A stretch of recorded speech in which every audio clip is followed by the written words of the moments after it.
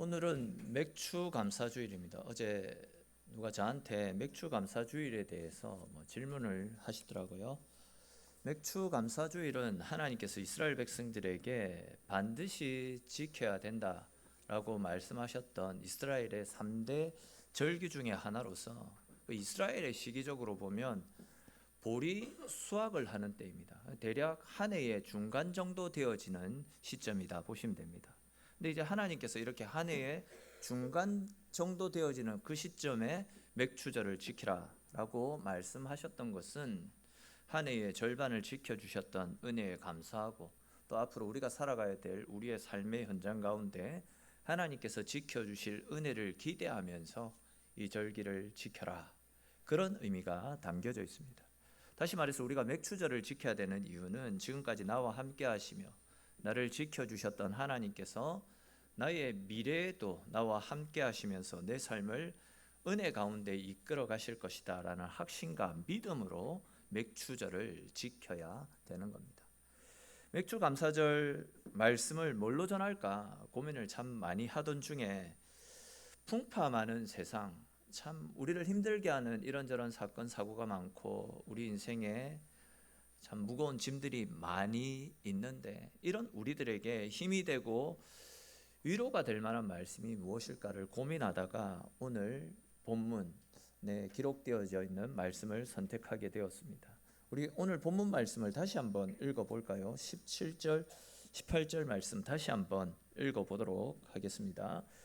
비록 무화과 나무가 무성하지 못하며 포도나무에 열매가 없으며 감람나무에 소출이 없으며 밭에 먹을 것이 없으며 우리의 양이 없으며 외양간에 소가 없을지라도 나는 여호와로 말미암아 즐거워하며 나의 구원의 하나님으로 말미암아 기뻐하리로다.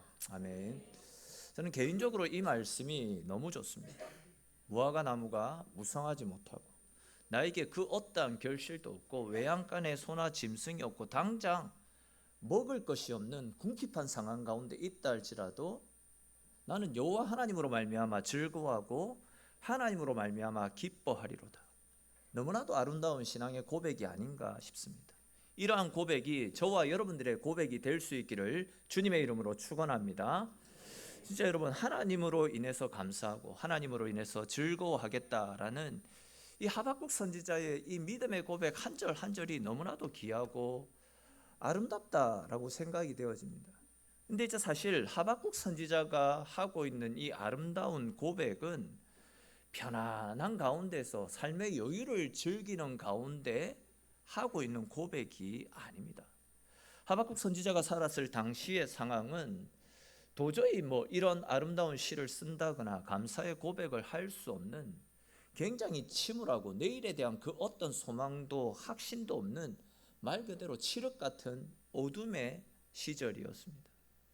본문의 상황을 좀 더 쉽게 이해하기 위해서 당시의 시대적 상황을 잠시 말씀을 드리면, 당시 이스라엘은 외부적으로 밖으로는 바벨론이라 아수르 또 애국과 같은 강대국들의 침략을 수시로 받으면서 나라의 존폐 위기를 걱정해야 될 그런 상황에 놓여 있었습니다.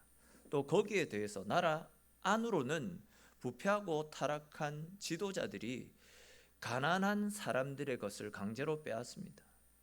또한 가난한 사람들을 자기들이 가진 힘으로 이방인들의 노예로 팔아먹는 일들이 비일비재하게 일어나고 있었습니다.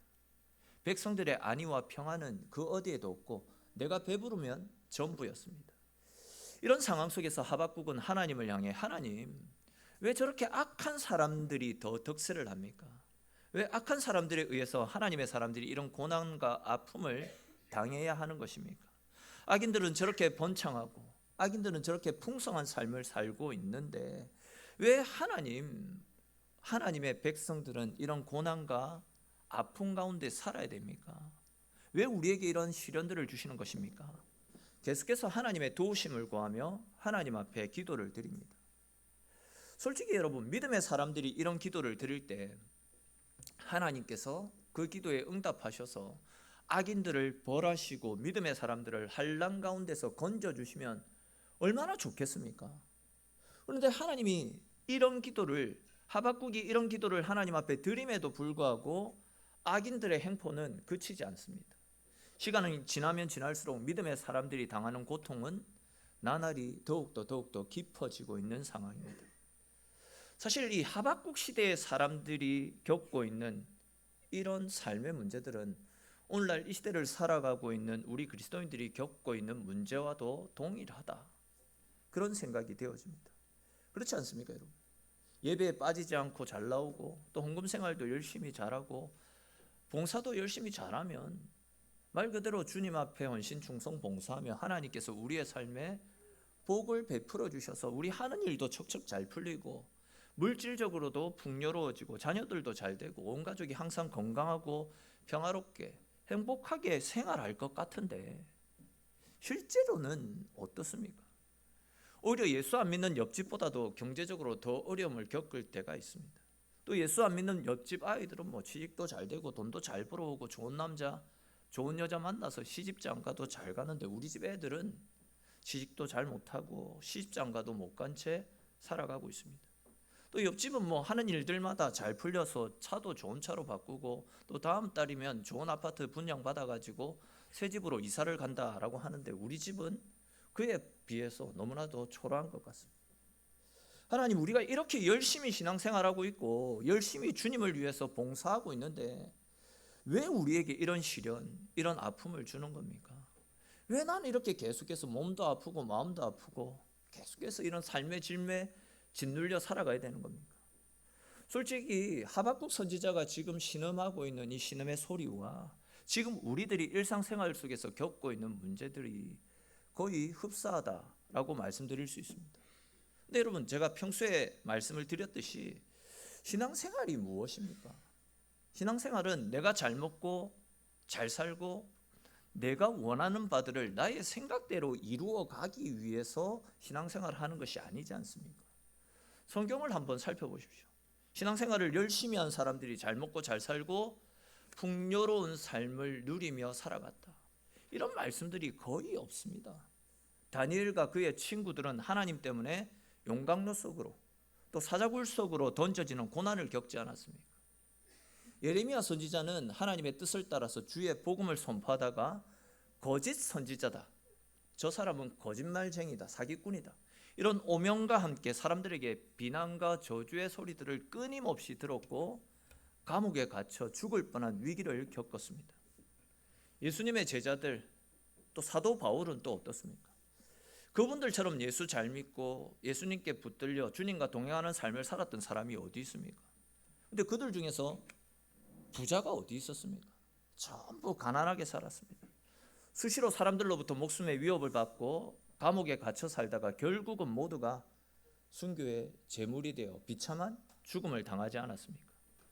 무엇보다도 예수님은 또 어떻습니까? 그분은 하나님이십니다. 죄가 없는 분이셨고 그분보다도 하나님의 마음을 기쁘시게 해드리는 존재는 없었습니다. 그런 분이신데도 풍요로운 삶을 살지 못했습니다. 거처할 집도 없었습니다. 수시로 사람들의 비난과 멸시와 공격을 받으셨습니다. 우리가 추구하는 성공, 출세와는 거리가 먼 인생을 사시다가 십자가에서 비참한 죽음을 당하시지 않았습니까? 그러니까 이제 신앙생활을 잘해도 하나님께서 복을 주셔서 물질적으로 풍요롭고 하는 일들마다 승승장구하고 내 앞길이 환히 열리는 그런 일들이 열리지 않을 수 있다라는 겁니다. 아니, 오히려 성경에서는 그와는 반대인 경우가 훨씬 더 많이 있다라고 말씀을 하고 있지 않습니까? 그럼에도 불구하고 우리 믿음의 선진들이 하나님을 떠나지 않고 신앙생활을 했던 이유가 무엇이겠습니까? 그렇게 신앙생활을 하면, 그렇게 신앙생활을 위해서 자신을 희생하면 하나님께서 자신이 하는 일들마다 승승장구케 하시고 인생을 역전시킬 것이다 라는 그런 확신과 믿음을 가지고 자신의 목숨을 걸고 믿음 생활을 했던 것이 아니라 주를 위해 살다가 고난을 당하고 옥에 갇히고 설령 죽는 일이 있다 할지라도 그것이 하나님의 뜻이고 그것이 성도로서의 마땅한 삶의 모습이기에 그런 삶을 살았던 것입니다. 다시 말해서 신앙생활은 내가 이 일을 하면 하나님께서 복 주시고 내가 잘 될 것이다, 이 일을 하면 내 삶이 성공과 출세의 길을 걸어갈 것이다, 이런 보상 심리에서 신앙생활을 하는 것이 아니라 그것이 구원받은 성도로서의 마땅한 삶의 모습이기 때문에 그렇게 살아가야 되는 것입니다. 내가 열심히 신앙생활을 했더니 하나님께서 물질의 복을 주셨습니다. 내가 열심히 기도했더니 하나님께서 나의 병을 치료해 주셨고 우리 자녀들이 서울대에 입학을 하고 대기업에 취직을 했습니다. 물론 우리가 신앙생활을 열심히 잘하고 기도 생활도 잘하면 우리가 감당할 수 없는 하나님의 은혜를 부어주실 것입니다. 그런데 그렇지 않는 경우도 많이 있다라는 겁니다. 때로는 오늘 본문에 나타나고 있는 이 하박국 선지자처럼, 예레미야나 다니엘처럼, 예수님의 제자들과 사도 바울처럼 그 누구보다도 하나님 잘 믿고 열심히 신앙생활을 함에도 불구하고 숫한 위기와 숫한 아픔, 숫한 삶의 무게에 짓눌려서 아픔 가운데 처할 수 있다라는 겁니다. 그러면 이분들은 믿음이 없는 것입니까? 아니면 이분들은 하나님으로부터 저주를 받아서 이런 고통, 아픔을 겪으며 살아가는 것입니까? 아니지 않습니까? 신앙생활을 하다가 하나님의 이름을 전하다가 나에게 돌아오는 것이 아무것도 없고 설령 내가 죽는 한이 있어도 그렇게 살아가는 것이 주의 은혜로 구원받은 성도로서의 마땅한 삶의 모습이기에 주저하거나 망설임 없이 그 길을 걸어갔던 것 아니겠습니까? 저와 여러분들 모두에게도 이런 믿음이 불일 듯이 일어날 수 있기를 주님의 이름으로 축원합니다. 사실 우리가 이렇게 신앙생활을 하다 보면 주일 때 일도 못합니다. 직장의 그 반경거리가 좁아지게 됩니다. 직장 구하기도 어렵습니다. 또 사람들도 못 만나고 주일에 치는 자격증 시험도 못 치고 말 그대로 신앙생활 때문에 세상적으로 손해를 많이 봅니다. 세상의 경쟁에서도 뒤처지는 일들이 분명히 발생하게 될 것입니다. 그러나 이렇게 나에게 돌아오는 것이 없고 때로는 신앙 때문에 손해를 보는 일들이 잔뜩 있다 할지라도 믿음으로 살아가는 그 길이 우리를 죄와 심판으로부터 구해 주신 구원의 은혜에 감사하는 삶이다라는 것을 꼭 기억하시고 주의 자녀들답게 하나님이 기뻐하시는 그 길을 쫓아 오늘도 내일도 매일매일 우리의 삶 가운데 주의 길을 따라 묵묵한 믿음의 길을 걸어가시는 저와 여러분들의 삶이 될 수 있기를 주님의 이름으로 축원합니다. 자, 앞에서 우리가 살펴본 것처럼 하박국 선지자는 악인들은 승승장구하는 반면에 의인들의 삶은 오히려 궁핍하고 또 환난과 고난을 받는 모순적인 상황 때문에 하나님의 도우심을 구하며 하나님 앞에 기도드리지 않았습니까? 사실 이 문제는 제가 이제 신앙생활을 하는 내내 궁금해했고 답을 찾고 싶어하는 문제이기도 합니다. 그렇지 않습니까? 하나님께서 믿음 생활을 잘하고 헌신, 충성, 봉사하며 주께 붙들린 사람들의 삶에 복을 많이 부어주시면, 믿음 생활 잘하는 사람이 잘 되면 사실 믿음이 연약한 사람들이나 아니면 믿음이 없는 불신자들의 경우 우리 잘 되어 있는 그리스도인들의 모습이 기감이 되어지고 도전이 되어져서 복음에 있어서도 분명한 진보가 일어나지 않겠습니까? 아시는 분들은 아시겠지만 저는 실제로 이제 기도 드릴 때에 열심히 신앙생활 잘하고 주님을 위해 헌신, 충성, 봉사하는 사람들의 삶을 하나님께서 복 주셔서 그들의 삶을 형통케 하심을 통해 믿음이 연약한 사람들이 도전을 받고 또 믿지 않는 사람들이 주님 앞으로 나오게 되는 복의 통로, 축복의 통로가 되는 삶을 살게 해달라고 계속해서 기도를 드리고 있거든요.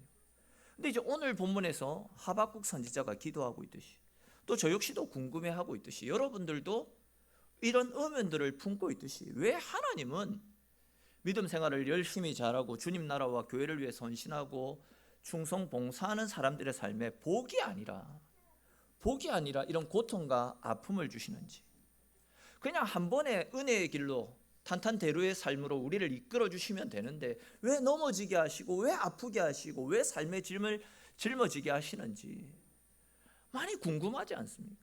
그리고 그런 문제들 때문에 하나님 앞에 기도하게 되지 않습니까? 왜 이런 일들이 일어날까? 근데 얼마 전에 제가 아는 어떤 목사님하고 이야기를 나누던 중에 이 문제에 대한 나름대로의 답을 찾았거든요. 그 목사님이 하는 이야기가 이겁니다. 자기는 아이들을 키울 때에 매달 용돈을 꼬박꼬박 잘 챙겨주다가 1년 중에 딱 한 달은 일부러 용돈을 주지 않는다라고 합니다.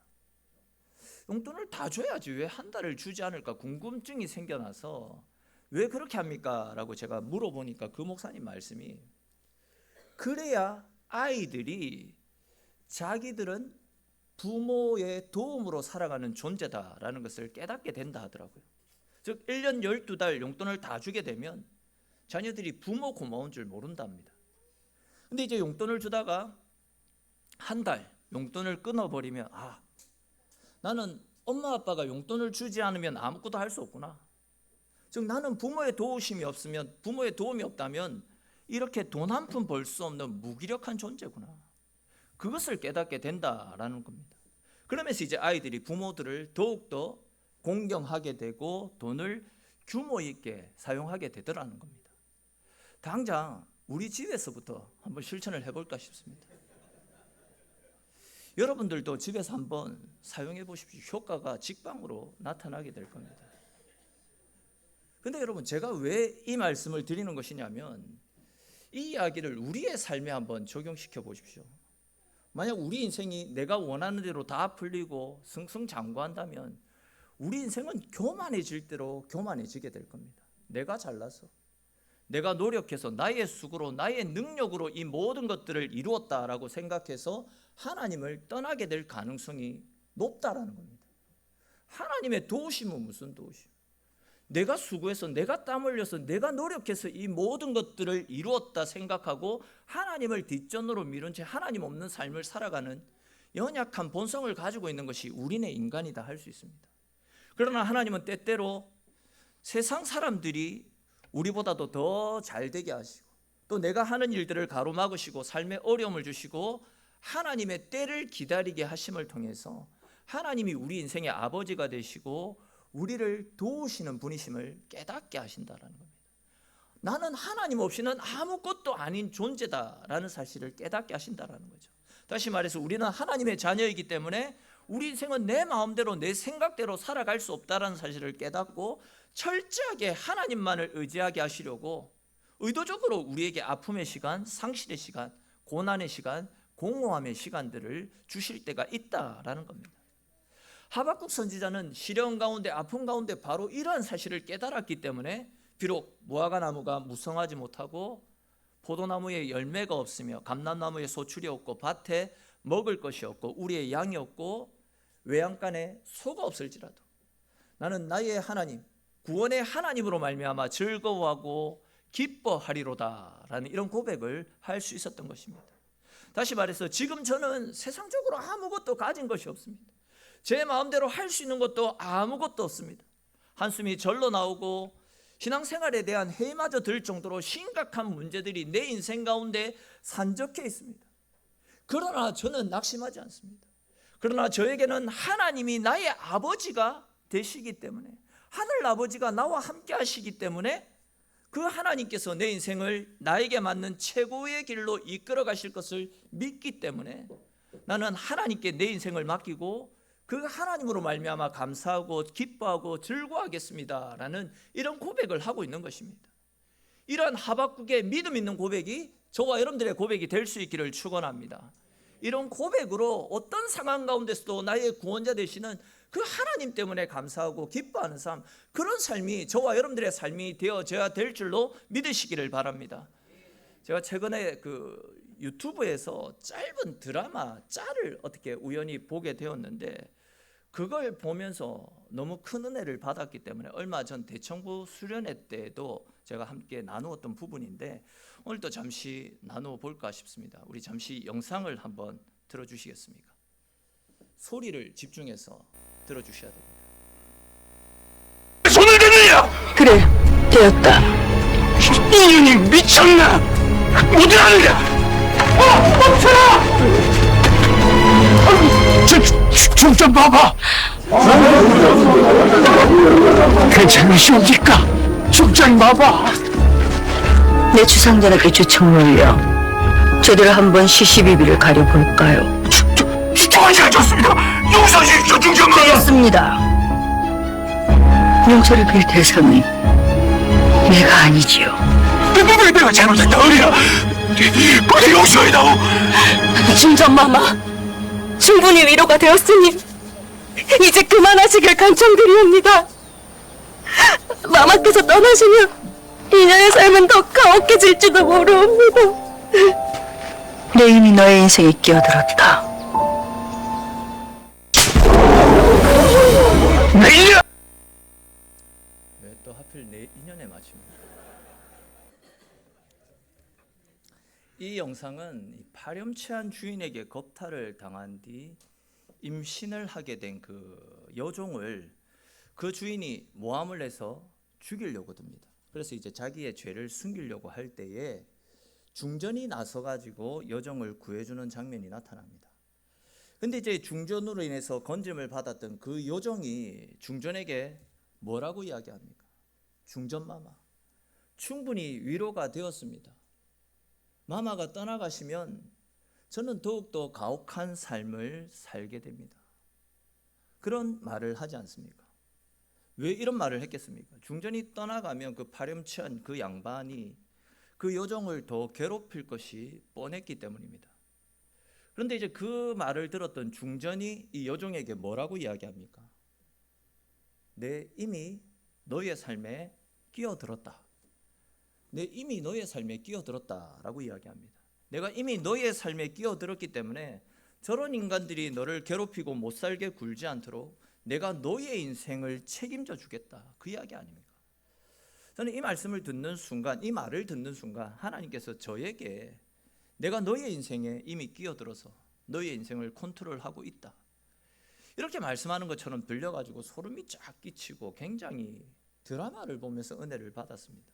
앞에서 우리가 살펴보았듯이 앞으로 우리 인생 속에는 우리가 원치 않는 어려움들이 계속해서 들이닥칠 수 있습니다.